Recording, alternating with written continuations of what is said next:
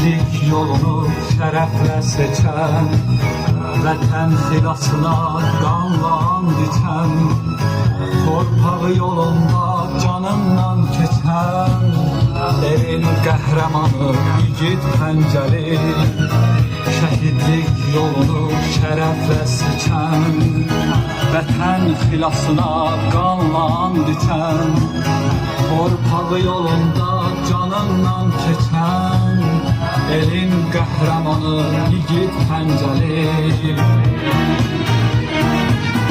Adına layıqdır yazdığın dastan, sənə ad verildi milli qəhrəman.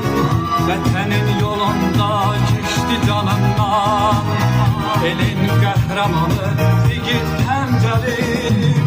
Adına layıqdır yazdığın dastan, sənə ad verildi milli qəhrəman.